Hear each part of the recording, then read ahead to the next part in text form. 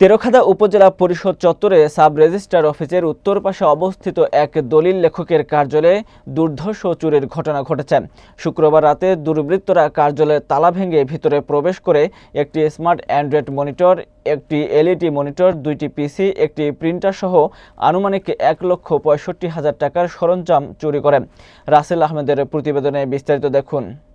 এছাড়া প্রায় 5 লাখ টাকার মূল্যের দলিলের পে-অর্ডার ও গুরুত্বপূর্ণ কাগজপত্র নিয়ে পালিয়ে যায়। শনিবার দুপুরে এসে দলিল লেখক মোহাম্মদ তাজ মাহমুদ ঘটনাটি দেখতে পান এবং তেরখাদা থানায় লিখিত অভিযোগ দায়ের করেন। তিনি জানান, কার্যালয়ে গিয়ে বিদ্যুৎ সংযোগ বিচ্ছিন্ন ও দরজার তালা ভাঙা অবস্থায় দেখতে পান। ভেতরে ছড়ানো ছিটানো কাগজপত্র ও খালি টেবিল দেখে চুরির বিষয়টি নিশ্চিত হন। ঘটনাস্থল পরিদর্শন করেছে পুলিশ। এ বিষয়ে তেরখাদা থানার ওসি মেহেদি হাসান জানান, অভিযোগ পেয়েছি, তদন্ত চলছে। জড়িতদের শনাক্ত করে দ্রুত আইনি ব্যবস্থা নেওয়া হবে। এ ঘটনায় দলিল লেখকদের মধ্যে আতঙ্ক এবং উপজেলা পরিষদের নিরাপত্তা নিয়ে স্থানীয়দের মাঝে উদ্বেগ দেখা দিয়েছে।